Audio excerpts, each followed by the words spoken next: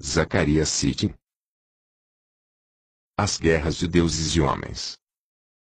2002. Editora Best-Seller. Prefácio. Muito antes de os homens guerrearem com os homens, os deuses lutaram entre si. De fato, as guerras entre os homens começaram com as guerras dos deuses. E as guerras dos deuses pelo domínio desta nossa terra tiveram início em seu próprio planeta. Foi por causa delas que a primeira civilização da humanidade sucumbiu num holocausto nuclear. Isso é um fato, não ficção, e tudo o que se relaciona com ele foi registrado há muito tempo, nas crônicas da Terra. Parte 1. As Guerras do Homem. Na primavera de 1947, um jovem pastor que procurava uma ovelha perdida nas colinas áridas que dão para o Mar Morto, descobriu uma caverna, e em seu interior, centenas de rolos de papiro em jarros de barro. Esses e outros manuscritos encontrados na área nos anos subsequentes, chamados coletivamente de manuscritos do Mar Morto, permaneceram ali, cuidadosamente embalados e intocados, durante quase 2000 anos, depois de terem sido escondidos durante a época turbulenta em que a Judéia desafiou o poderio do Império Romano. Seriam eles parte da Biblioteca Oficial de Jerusalém, levada para um local seguro, antes de a cidade e seu templo caírem diante dos invasores no ano 70 ou, como afirma a maioria dos estudiosos, livros dos essênios, uma seita de eremitas com preocupações messiânicas. As opiniões estão divididas, pois o acervo continha tanto os tradicionais textos bíblicos, como escritos que tratavam da organização, costumes e crenças da seita. Um dos mais longos e completos rolos, e talvez o mais impressionante de todos, trata de uma guerra futura, um tipo de guerra final. Intitulado pelos pesquisadores de A Guerra dos Filhos da Luz contra os Filhos das Trevas, o texto prevê a disseminação de operações de guerra, combates locais em que, de início, estariam envolvidos os vizinhos mais próximos da Judéia, que iriam aumentando em ferocidade e escala, até todo mundo conhecido na antiguidade ser abrangido.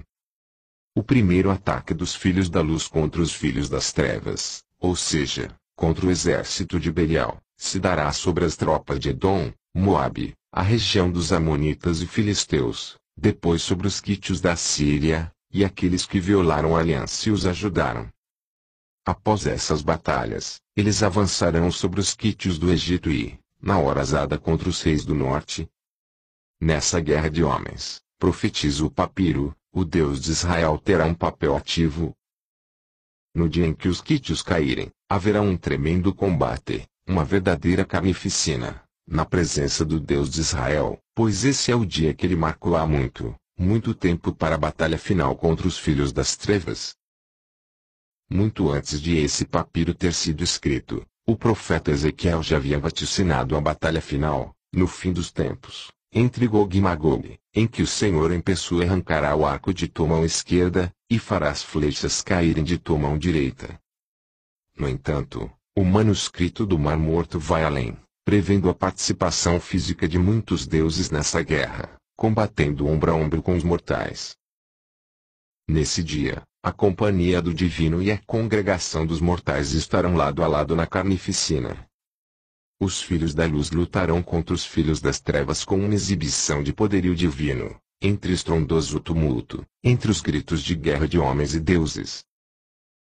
Apesar de os cruzados, os sarracenos e inúmeros outros combatentes em guerras históricas, terem ido à luta em nome de Deus, parece-nos fantástica a crença numa guerra futura, onde o Senhor em pessoa estaria fisicamente presente às batalhas, e deuses e homens combateriam ombro a ombro, uma ideia que deveria ser considerada, no máximo, uma alegoria. Todavia, não se trata de algo tão extraordinário assim, pois na antiguidade acreditava-se que as guerras dos homens, não somente eram decretadas pelos deuses, mas também contavam com sua participação ativa. Uma das guerras mais romanceadas da história da humanidade, em que o amor lançou 1000 navios ao mar, foi a Guerra de Troia, que envolveu os gregos aqueus e os troianos. Segundo sempre nos contaram os gregos, a iniciaram com o objetivo de forçar os troianos a devolver a bela Helena a seu marido legítimo. No entanto, uma lenda épica grega, a Quípina, conta que o conflito foi tramado pelo grande Zeus. Houve uma época em que milhares de homens sobrecarregavam o amplo seio da terra. Compadecendo-se deles, Zeus, em sua grande sabedoria, resolveu aliviar o fardo da terra. Para isso, causou uma desavença em Ilion, Troia, com o propósito de, por meio da morte, criar um vazio na raça dos homens. Homero, o escritor grego que relatou os eventos dessa guerra na Ilíada, atribuiu aos caprichos dos deuses, que instigaram os conflitos, levando-os a assumir enormes proporções. Agindo direta ou indiretamente, às vezes visíveis, em outras não, os vários deuses atiçaram os principais atores desse drama humano.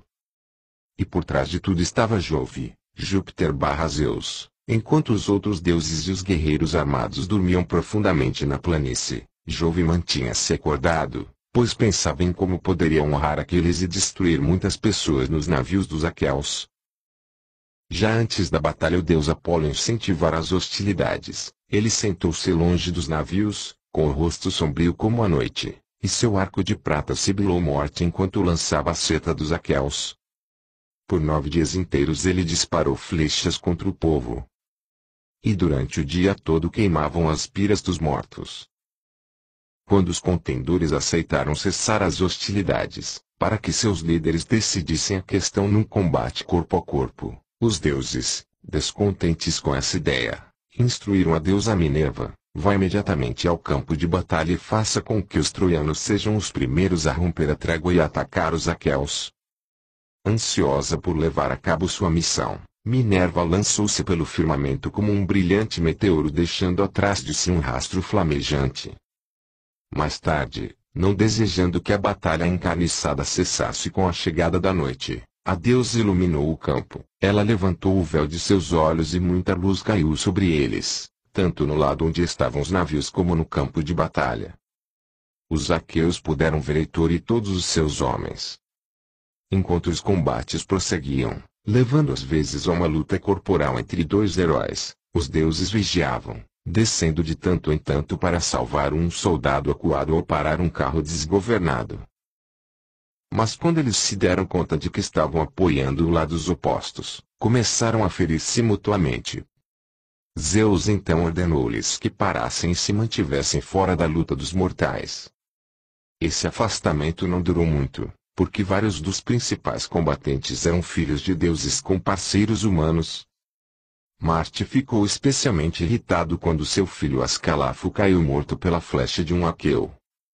Não me culpem, deuses que habitam o céu, se eu for aos navios dos aqueus para vingar a morte de meu filho, ele anunciou a seus pares, mesmo se no final eu seja atingido pelo raio de Jove, para cair coberto de sangue e poeira entre os outros cadáveres.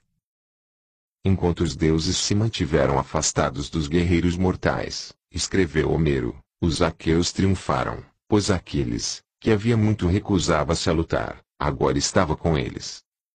Porém, em vista do crescente rancor entre os deuses e da ajuda que agora os gregos recebiam do semideus, o herói Aquiles, Jove mudou de ideia. Quanto a mim, ficarei aqui no Olimpo, sentado, e observarei tranquilamente. Mas vocês outros dirijam-se para os troianos ou aqueus e ajudem o lado que quiserem, segundo seu gosto. Assim falou Jove, dando permissão para a guerra. Ouvindo isso, os deuses escolheram seu lado e entraram na batalha. Por muito tempo a guerra de Troia, bem como a própria Troia, foi considerada apenas parte de um fascinante, mas improvável conjunto de lendas gregas que os eruditos, com um sorriso de tolerância, denominaram mitologia. A cidade e os eventos ligados a ela ainda eram vistos como pura fantasia quando Charles Maclaren sugeriu, em 1822, que um certo morro da Turquia, chamado Sarlik, devia marcar a antiga localização da Troia homérica. Todavia, só em 1870, quando um homem de negócios, Henry Schliemann, começou a escavar o sítio, arriscando nisso a própria fortuna, e apresentou espetaculares descobertas, foi que os eruditos passaram a acreditar na existência de Troia.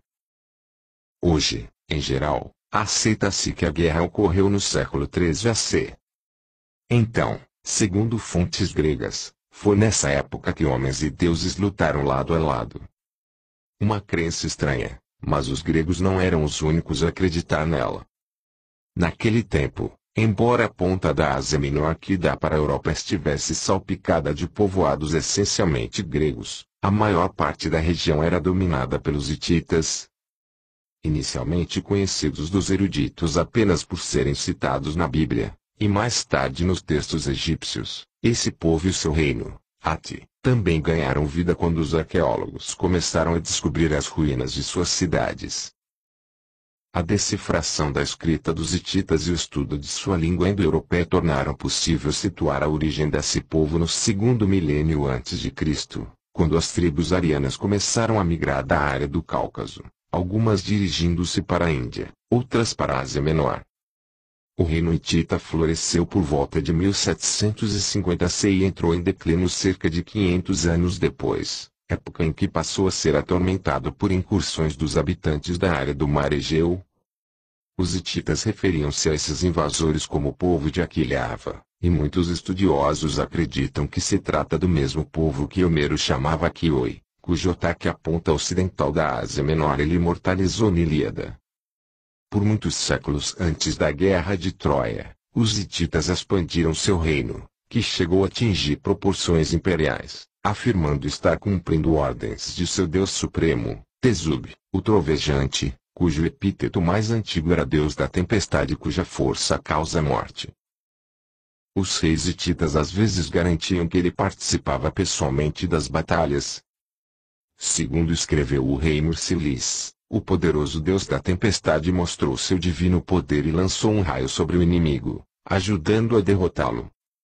Quem também auxiliou os hititas foi a deusa Ishtar, cujo epíteto era Senhora do Campo de Batalha. Muitas vitórias lhe foram atribuídas pelo fato de ela ter descido do céu para esmagar os países hostis. A influência hitita, como indicam muitas referências encontradas no Antigo Testamento, estendia-se até Canaã, ao sul. Todavia, os hititas viviam nessa região como colonizadores, e não como conquistadores, encarando a área como uma zona neutra, opinião não compartilhada pelos egípcios. Os faraós estavam sempre pretendendo ampliar seus domínios penetrando em Canaã e no país dos cedros, Líbano, e terminaram sendo bem-sucedidos por volta de 1470 AC, quando derrotaram uma coalizão de reis hititas em Megido. O Antigo Testamento e as várias inscrições deixadas pelos inimigos dos hititas os mostram como guerreiros cruéis que aperfeiçoaram o uso do carro de combate no Oriente Médio da Antiguidade. Todavia, segundo sugerem os textos desse povo, eles só entravam em guerra quando seus deuses lhes ordenavam e depois que o inimigo tivesse a chance de se render pacificamente antes do início das hostilidades. Como vencedores, segundo esses mesmos textos, satisfaziam-se em receber tributos e cativos, não saqueavam as cidades nem massacravam a população. Mas Tutmés III, o faraó que venceu a Batalha de Megido, vangloriou-se em suas inscrições. Esta majestade foi para o norte saqueando cidades e arrasando acampamentos. Ao falar de um rei vencido, escreveu: destruí suas cidades, incendiei seus acampamentos, transformando-os em montes de terra, jamais conseguirão repovoar a região. O povo inteiro capturei, fiz dele prisioneiro. Apoderei-me de suas inúmeras cabeças de gado, bem como de todas as suas mercadorias. Tomei tudo o que podia servir à vida, cortei seus grãos, derrubei os pomares e as árvores de sombra. Destruí-os totalmente. E, segundo o faraó, tudo isso foi feito sob as ordens de seu deus, Amon-Ra. A natureza cruel dos guerreiros egípcios e a destruição impiedosa que infligiam aos inimigos vencidos eram objeto de orgulhosas inscrições. O faraó Pepi I, por exemplo, comemorou sua vitória sobre os habitantes da areia asiáticos num poema saudando seu exército, que arrasou o país dos habitantes da areia, cortou suas figueiras e vinhedos, incendiou suas casas e matou dezenas de milhares de sua gente. Os textos eram acompanhados de vívidas representações de cenas de batalhas. Seguindo essa tradição de crueldade, o faraó Apionque, que enviou tropas do Alto Egito para esmagar uma rebelião no Baixo Egito, enfureceu-se diante da sugestão de seus generais para que poupasse os adversários derrotados. Jurando destruição perene, o faraó prometeu entrar na cidade capturada para arrasar o que tinha restado. E acrescentou: por isso meu pai, Amon, me elogia. O deus Amon, a cujas ordens os egípcios atribuíam a própria crueldade nas batalhas, tinha seu igual no Deus de Israel. Vejamos a citação do profeta Jeremias: assim disse o Senhor dos Exércitos, o Deus de Israel: punirei Amon, Deus de Tebas, e os que nele confiam, e levarei a retribuição contra o Egito, seus deuses, faraós e reis. Essa disputa, como nos conta a Bíblia, não tinha fim. Já 1000 anos antes, na época do Êxodo, Yahvé, o Deus de Israel, fez cair sobre o Egito uma série de pragas, com o objetivo não apenas de amolecer o coração do faraó, mas também para funcionar como um julgamento contra todos os deuses do Egito. A milagrosa partida dos israelitas na direção da terra prometida, escapando da servidão, e atribuída a uma intervenção direta de Yahvé, e, tendo saído de Sucote, acamparam em Etam, a entrada do deserto. E Yahvé ia diante deles, de dia numa coluna de nuvem para lhes mostrar o caminho, e de noite numa coluna de fogo, para os alumiar. Houve em seguida uma batalha, que o faraó evitou deixar registrada em inscrições, mas que é contada no livro do Êxodo, e o coração do faraó e seus servos mudaram a respeito do povo. E os egípcios seguiram depois deles, e os alcançaram acampados junto ao mar. E Yahvé, por um forte vento oriental que soprou toda aquela noite, fez o mar se retirar, e as águas foram divididas. Os filhos de Israel entraram pelo meio do mar em seco.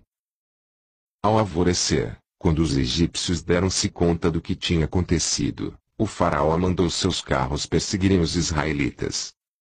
Mas, na vigília da manhã, Yahvé, da coluna de fogo e da nuvem, viu o acampamento dos egípcios e nele lançou confusão.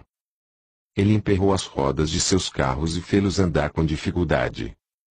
Então, os egípcios disseram: fujamos da presença dos israelitas, porque Yahvé combate a favor deles contra o Egito.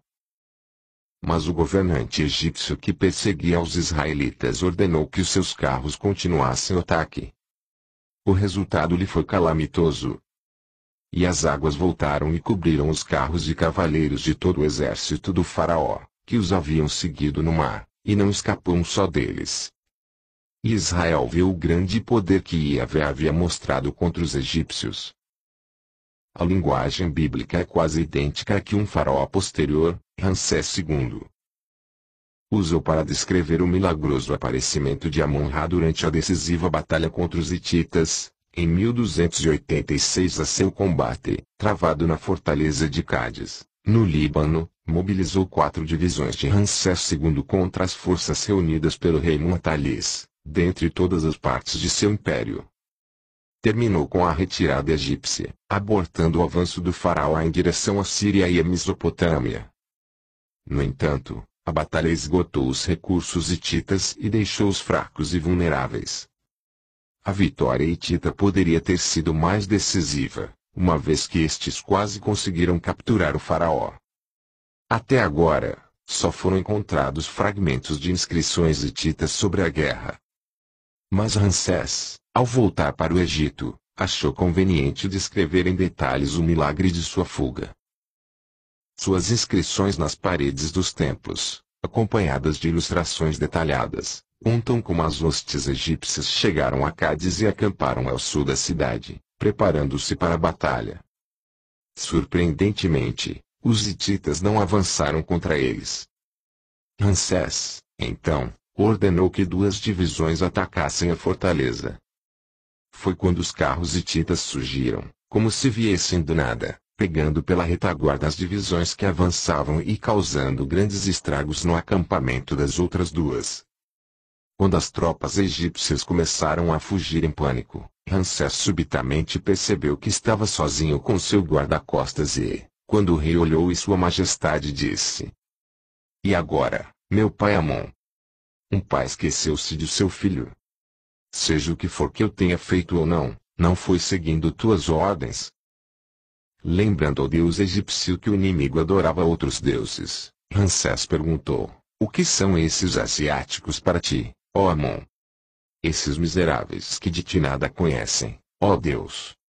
O faraó continuou implorando a Amon para salvá-lo, lembrando-lhe que os poderes da divindade eram maiores do que milhões de soldados, centenas de condutores de carros, e então aconteceu o milagre: o próprio Deus surgiu no campo de batalha. Amon ouviu quando chamei. Ele estendeu a mão para mim e me rejubilei. Colocou-se atrás de mim e gritou: "Para frente! Para frente! Ramsés, filho amado de Amon, estou contigo." Seguindo as ordens de seu Deus, Ramsés avançou para o meio das tropas hititas. Sob a influência de Amon, os inimigos mostraram-se inexplicavelmente debilitados. Suas mãos caíram para os lados, eles não conseguiam segurar e atirar as lanças. E os hititas diziam uns aos outros: "Não é mortal este que está entre nós. Ele é um Deus poderoso, seus feitos não são de homem, há um Deus em seus membros." Sem encontrar oposição, matando inimigos à esquerda e à direita, Ramsés conseguiu escapar. Depois da morte de Muatalis, os reinos egípcio e hitita firmaram um tratado de paz, e o faraó tomou como sua principal esposa uma princesa hitita. A paz era necessária, porque não apenas os hititas, mas também os egípcios estavam sendo ameaçados pelos povos do mar, invasores vindos de Creta e de outras ilhas gregas. Estes acabaram conquistando territórios na costa mediterrânea de Canaã, e tornaram-se os filisteus da Bíblia.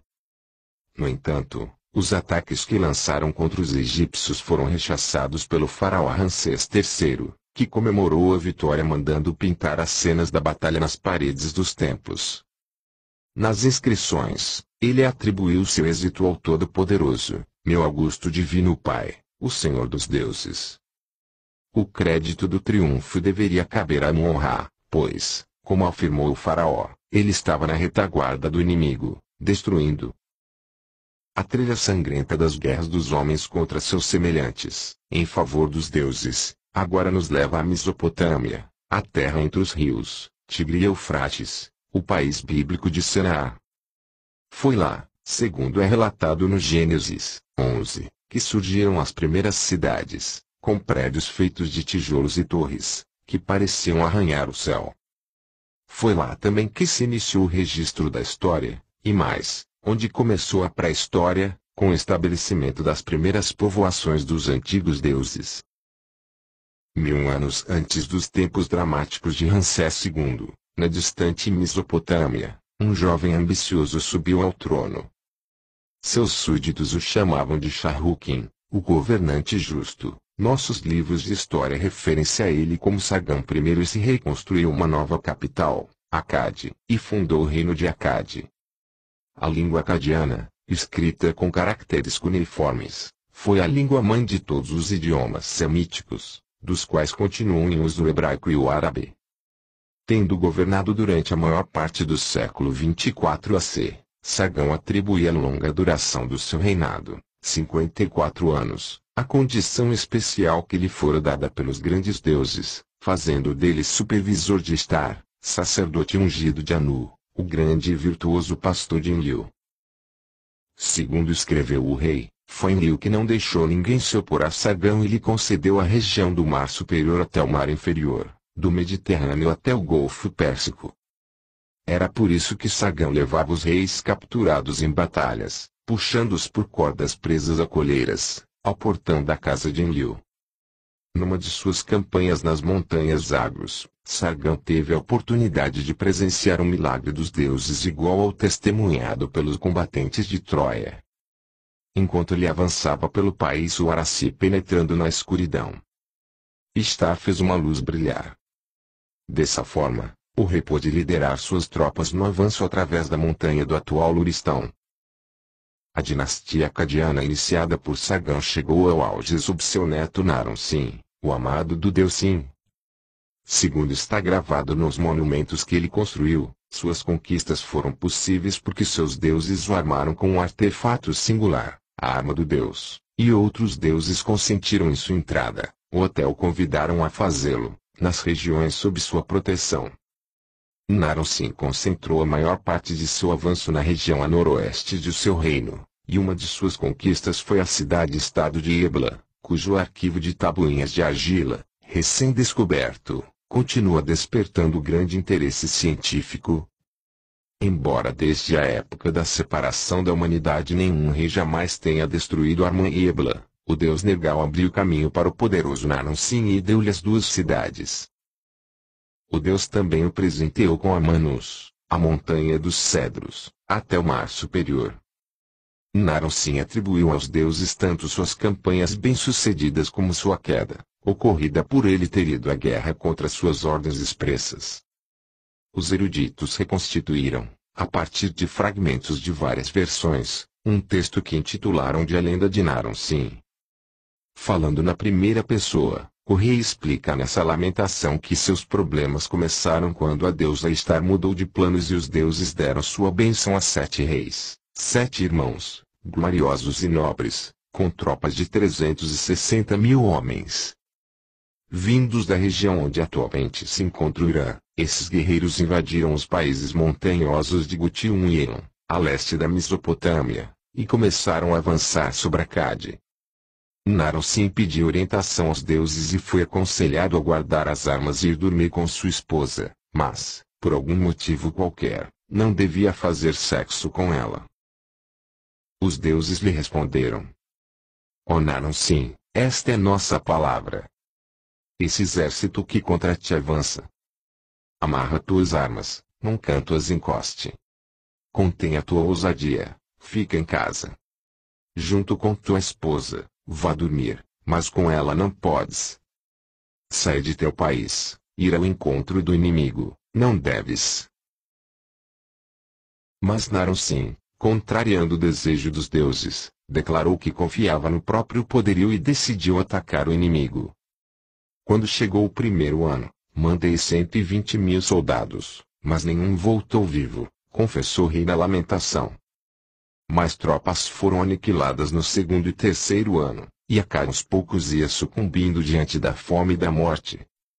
No quarto aniversário da guerra não autorizada, Naram-Sin suplicou ao deus Ea que passasse por cima da autoridade de Ishtar para colocar seu caso diante dos outros deuses.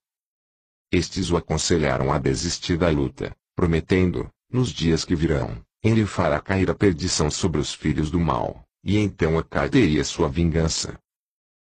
A prometida era de paz durou 3 séculos, durante os quais a parte mais antiga da Mesopotâmia, a Suméria, ressurgiu como a sede da monarquia, e os primeiros centros urbanos da antiguidade, Ur, Nippur, Lagash, Izin e Larsa, voltaram a florescer.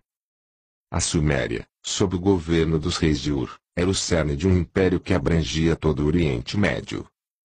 Todavia, no final do terceiro milênio anterior a Cristo, a região tornou-se uma arena onde se conflitavam lealdades e exércitos.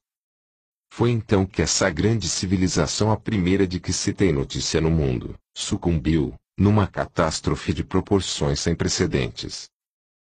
Esse foi um evento fatídico que, acreditamos, teve eco nos relatos bíblicos, um desastre cuja lembrança durou muito, muito tempo, e foi tema de inúmeros poemas de lamentação.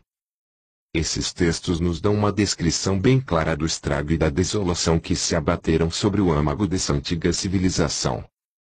E, segundo os textos mesopotâmicos, tal catástrofe que destruiu a Suméria ocorreu por decisão do Conselho dos Grandes Deuses. A parte sul da Mesopotâmia levou um século para ser repovoada e mais outro para se recuperar totalmente da aniquilação divina. A essa altura, a sede do poder se transferira para o norte, para a Babilônia, onde se levantaria um novo império, proclamando como sua deidade suprema um deus ambicioso, Marduk. Por volta de 1800 AC, Hammurabi, o rei que ficou famoso pela criação de um código de leis que levou seu nome, subiu ao trono da Babilônia e começou a alargar suas fronteiras.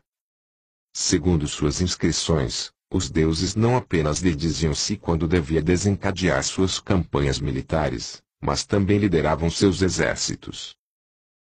Com o poder dos grandes deuses, o rei, filho amado de Marduk, restabeleceu as fundações da Suméria e de Acade.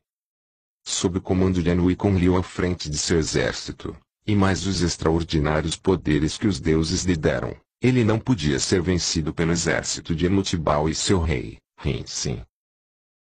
Para Hammurabi derrotar os inimigos, o deus Marduk presenteou-o com uma arma poderosa, chamada o Grande Poder de Marduk. Com a arma poderosa com a qual Marduk proclamava seus triunfos, o herói, Hammurabi, derrotou em batalha os exércitos de Eshnunna, Subartu e Gutium.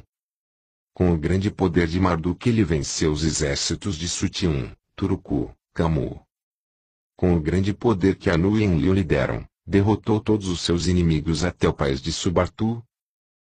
No entanto, o poderio da Babilônia não durou muito, pois logo surgiu um rival à sua altura, situado mais ao norte, a Assíria, onde o deus supremo era Assur, o que tudo vê. Enquanto os babilônios engalfinhavam-se com inimigos ao sul e a leste, os assírios foram estendendo seu domínio nas direções norte e oeste, indo até o país do Líbano, nas margens do Grande Mar. Essas regiões pertenciam aos deuses Ninurta e Haddad, e os reis da Síria tomaram o cuidado de registrar que suas campanhas foram iniciadas sob ordens explícitas dos dois.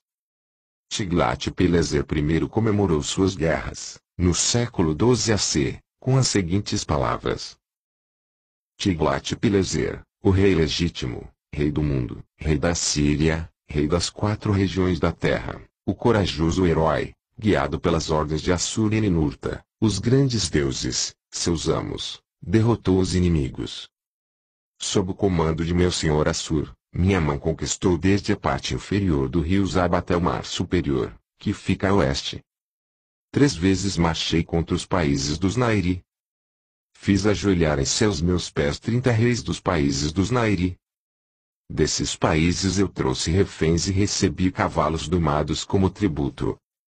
Sob o comando de Anu e Haddad, meus amos, fui até as montanhas do Líbano, onde cortei vigas de cedro para os templos desses grandes deuses. Ao assumirem o título de rei do mundo, rei das 4 regiões da terra, os governantes assírios estavam desafiando a Babilônia, pois uma dessas 4 regiões, onde séculos antes tinham florescido a Suméria e Acade, ficava dentro do Império Babilônico. O único modo de eles tornarem verdadeira essa afirmação era estendendo seu domínio sobre as cidades onde os grandes deuses tinham morado no passado.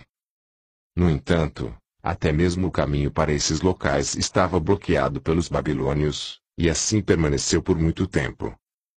A glória de conquistar essa região sagrada coube a Shalmaneser III, no século IX AC.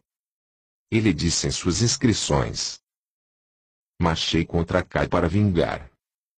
Infligi derrota. Entrei em Cuta, na Babilônia e em Borsippa. Ofereci sacrifícios aos deuses nas cidades sagradas de Acade. Desci o rio até a Caldeia e recebi tributo de todos os seus reis. Na época, Assur, o grande senhor, deu-me cetro, cajado. Tudo o que seria necessário para governar o povo. Eu agia somente sob as ordens expressas de Assur, o grande senhor, meu amo. Descrevendo suas campanhas militares, Shalmaneser afirmou que conseguira suas vitórias graças às armas fornecidas pelos 2 deuses. Lutei com a força poderosa que Assur, meu senhor, me deu, e com armas com que Nergal, meu líder, me presenteou. A arma de Assur foi descrita como tendo um brilho aterrador. Numa guerra contra os Adni, o inimigo fugiu só ao ver o brilho de Assur. A Babilônia, depois de vários atos de desafio, foi derrotada e saqueada pelo rei assírio Senaqueribe, 689 AC, e esse infortúnio só aconteceu porque o deus Marduk, encolerizado com o rei babilônio e seu povo, decretou: 70 anos serão a medida de sua desolação, exatamente a mesma sentença que mais tarde o Deus de Israel imporia sobre Jerusalém. Com a subjugação de toda a Mesopotâmia, Senaqueribe pôde ostentar legitimamente o ambicionado título de rei da Suméria e de Acade.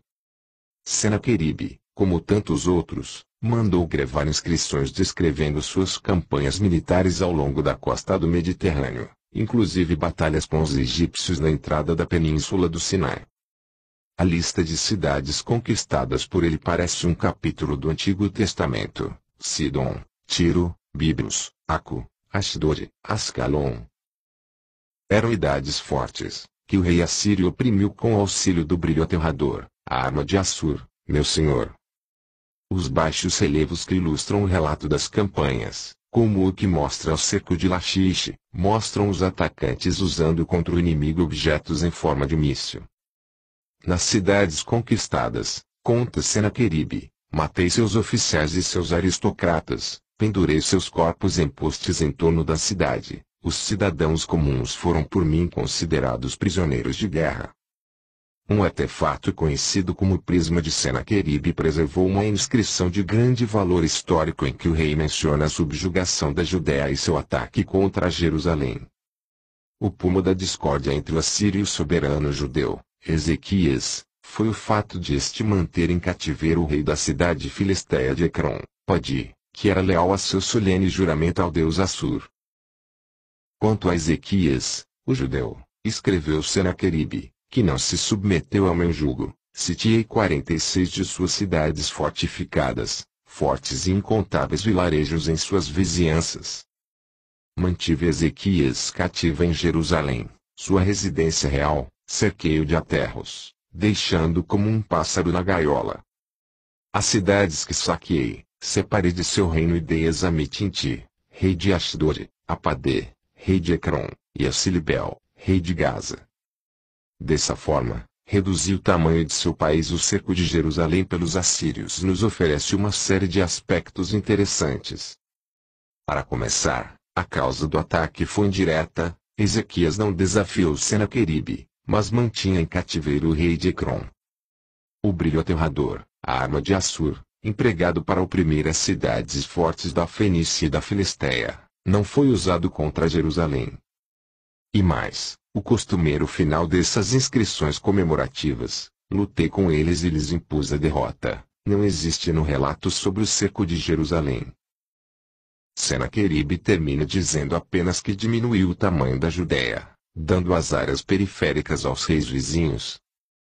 Outro aspecto incomum na inscrição sobre Jerusalém é a ausência da afirmação habitual de que o soberano atacou a cidade em cumprimento às ordens expressas do deus Assur.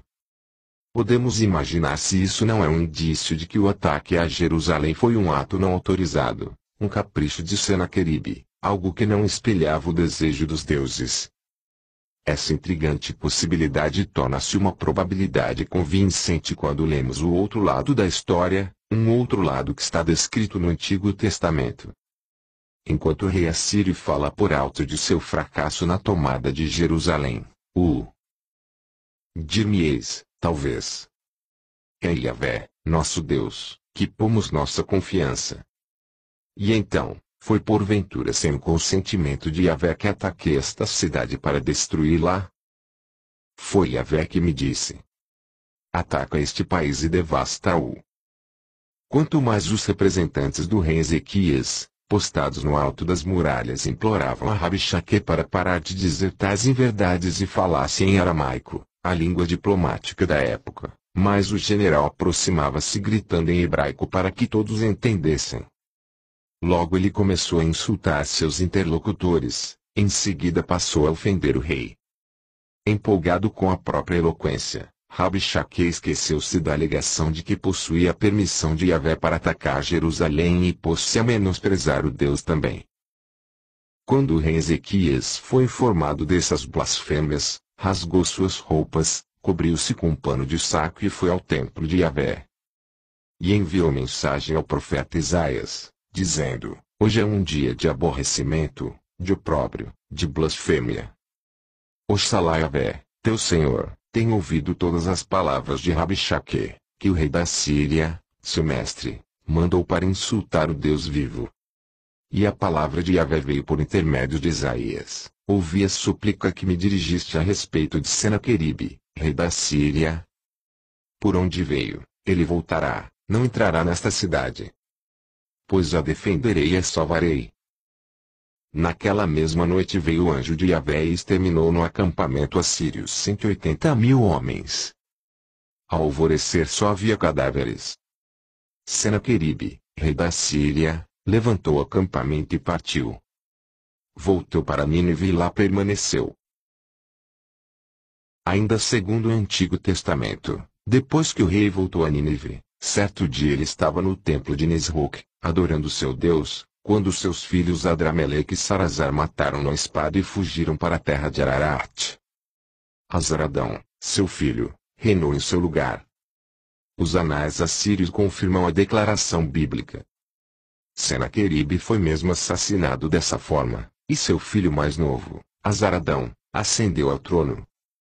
Uma inscrição de Azaradão, conhecida como Prisma B, descreve as circunstâncias com mais detalhes, contando que Senaqueribe, seguindo as ordens dos grandes deuses, proclamou o filho mais novo como seu sucessor.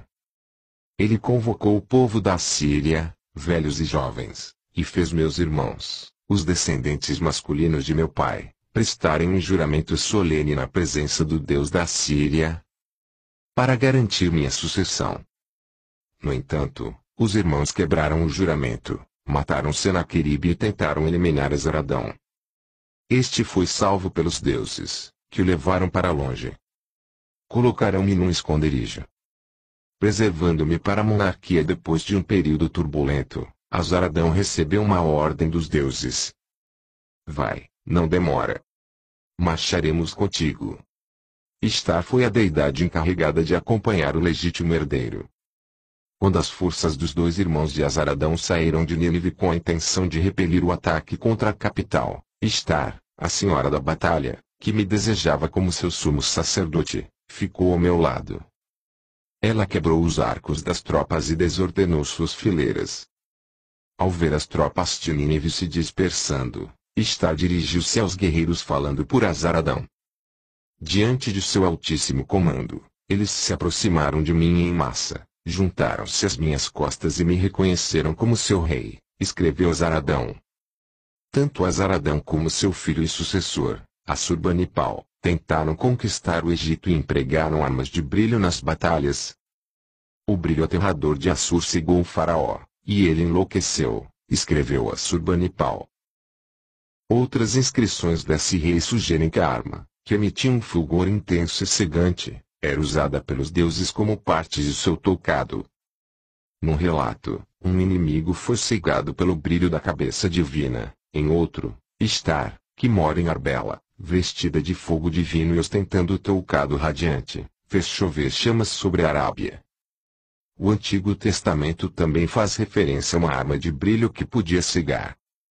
Quando os anjos, literalmente, emissários, do Senhor chegaram a Sodoma pouco antes da destruição da cidade, o populacho tentou arrombar a porta da casa em que eles repousavam.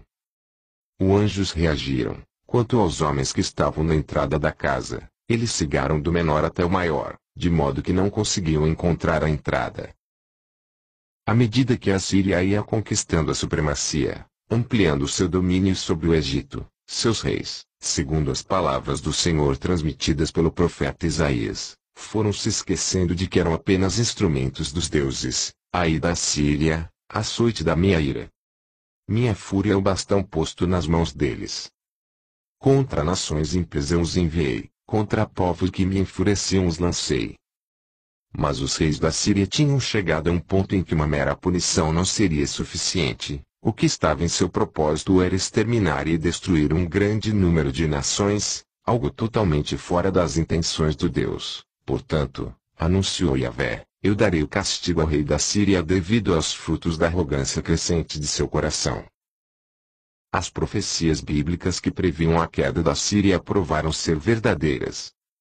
Quando os invasores vindos do norte e do leste juntaram-se aos rebeldes babilônios do sul do império, Assur, a capital religiosa, foi atacado e caiu em 614 AC. A cidade real, Nínive, foi invadida e saqueada 2 anos depois, e assim a grande Assíria deixou de existir. Reis vassalos do Egito e da Babilônia aproveitaram-se da desintegração do Império Assírio para tentar a restauração de suas próprias hegemonias. As terras situadas entre os dois reinos tornaram-se de novo um prêmio cobiçado. Os egípcios, conduzidos pelo faraó Necho, foram mais rápidos e invadiram esses territórios. Na Babilônia, Nabucodonosor II, segundo suas inscrições, recebeu ordens do deus Marduk para pôr seu exército em marcha para o oeste.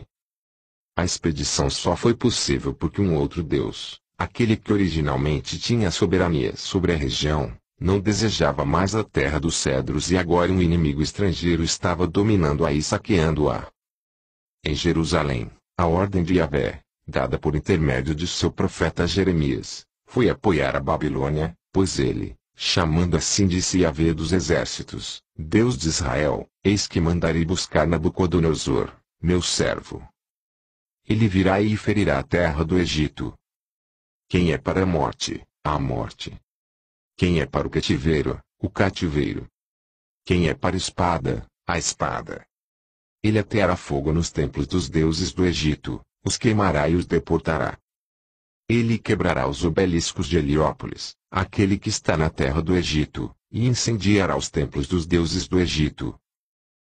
O Senhor Yahvé acrescentou que, no curso dessa campanha de Nabucodonosor, Jerusalém também seria castigada por causa dos pecados do povo, que havia adotado o culto de adoração à Rainha do Céu e aos deuses do Egito. Minha cólera e minha fúria se derramarão sobre este lugar, que queimará e não se apagará. Na cidade onde chamavam meu nome, darei início à destruição. E foi o que aconteceu em 586 AC. Nabuzardã, capitão da guarda do rei da Babilônia, veio a Jerusalém. Ele incendiou a casa de Yahvé, a casa do rei e todas as casas de Jerusalém. Todo o exército de caldeus que estava com o capitão da guarda derrubou as muralhas em torno de Jerusalém. O Deus de Israel, contudo, prometeu que a desolação da cidade duraria apenas 70 anos. O rei que se encarregaria de cumprir essa promessa e possibilitaria a reconstrução do Templo de Jerusalém seria Ciro. Acredita-se que os ancestrais de Ciro, que falavam uma língua indo-europeia, migraram para o sul vindos da região do Mar Cáspio e instalaram-se na província de Anzã, na margem leste do Golfo Pérsico. Nesse local o chefe dos migrantes, Acã-Anishi, o sábio, iniciou a dinastia dos Aquemênidas. Seus descendentes, Ciro, Dario, Xerxes, fizeram história como soberanos do Império Persa. Quando Ciro ascendeu ao trono de Anzã, em 549 AC, sua terra era uma distante província de Elon e da Média. Na Babilônia, o centro do poder, o governante era Nabunaide, que se tornara rei em circunstâncias incomuns. Não houve a costumeira escolha feita pelo deus Marduk, mas sim um pacto singular entre a grande sacerdotisa, a mãe de Nabunaide, e o deus Sim. Uma tabuinha de argila parcialmente danificada contém o relato sobre a indicação do rei. Ele montou uma estátua herética num pedestal. Chamou-a de o deus Sim. Na época apropriada do festival de Ano Novo, avisou de que não haveria celebrações. Ele confundiu os ritos e prejudicou as cerimônias. Enquanto Ciro guerreava com os gregos na Ásia Menor, Marduk, tentando recuperar sua posição de deidade nacional da Babilônia, perscrutava todos os países à procura de um governante virtuoso, disposto a ser conduzido por ele. Então gritou o nome de Ciro, rei de Anzã, e proclamou o governante de todos os países. Depois que os primeiros feitos de Ciro mostraram que ele agia de acordo com os desejos de Marduk, este deu-lhe ordem de marchar contra sua própria cidade, a Babilônia. Fez com que ele tomasse a estrada para a Babilônia caminhando a seu lado como um verdadeiro amigo. Assim, acompanhado pelo Deus Supremo da Babilônia em pessoa, Ciro conseguiu conquistar a cidade sem derramamento de sangue.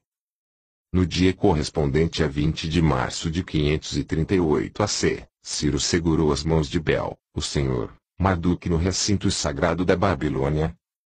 No ano novo, seu filho, Cambises, oficiou os ritos divinos na restauração do festival em honra de Marduk. Ciro legou a seus sucessores um império que abrangia todos os reinos antigos, com exceção de um.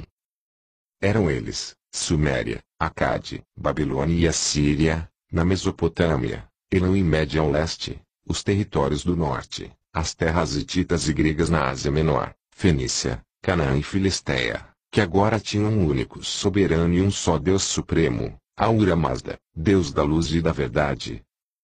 Na Pérsia antiga esse soberano era retratado como uma deidade babuda percorrendo o firmamento dentro de um disco alado, uma figura bem parecida com o Deus Supremo dos assírios, Assur. Em 529 AC, ano em que Ciro morreu, o único país independente do Império Persa no Oriente Médio e que tinha os próprios deuses era o Egito. Alguns anos depois, Cambises, filho e sucessor de Ciro, avançou com suas tropas pela costa mediterrânea da península do Sinai e derrotou os egípcios em Pelúsio. Mais tarde entrou em Mênfis, a capital real, e proclamou-se faraó. Apesar da vitória, Cambises evitou empregar em suas inscrições egípcias a habitual frase de abertura: "O grande Deus, Ahura Mazda, me escolheu", reconhecendo assim que o Egito não estava sob o domínio dessa deidade. E mais, em deferência aos deuses egípcios, ele se prostrou diante de suas estátuas, aceitando sua supremacia. Os sacerdotes legitimaram sua soberania sobre o Egito, concedendo-lhe o título de Rebento de Ra. O Oriente Médio da Antiguidade agora estava unido sob um único rei, escolhido pelo grande Deus da luz e da verdade e aceito pelos deuses do Egito. Nem homens nem deuses tinham mais motivos para guerrear uns contra os outros. Paz na terra. Essa paz, porém, não durou muito. No outro lado do Mediterrâneo os gregos estavam crescendo em poder, riqueza e ambição. A Ásia Menor, o Mar Egeu e a região oriental do Mediterrâneo passaram a ser arenas de combates nacionais e internacionais. Em 490 c, Dario I tentou invadir a Grécia e foi derrotado em Maratona. 9 anos depois, os gregos venceram Xerxes I em Salamina. Então, um século e meio depois, Alexandre da Macedônia deixou a Europa para se lançar numa campanha de conquista que fez o sangue correr em todos os países do Oriente Médio da Antiguidade, até a Índia. Ele também estaria cumprindo uma ordem expressa dos deuses. Não, bem ao contrário. Acreditando numa lenda que afirmava ser ele filho de um deus egípcio, Alexandre fez questão de iniciar seu avanço abrindo caminho até o Egito, pois desejava ouvir do oráculo desse deus a possível confirmação de sua origem semidivina. No entanto, além de afirmar sua condição de semideus, o oráculo também previu sua morte prematura. Daí em diante as viagens e conquistas de Alexandre tiveram um principal propósito: a busca das águas da vida, que ele beberia para escapar de sua sina. Embora tenha tido tempo de espalhar uma grande carnificina, Alexandre morreu jovem, como previu o oráculo. Depois dele, as guerras dos homens têm envolvido apenas homens. Continua na parte 2.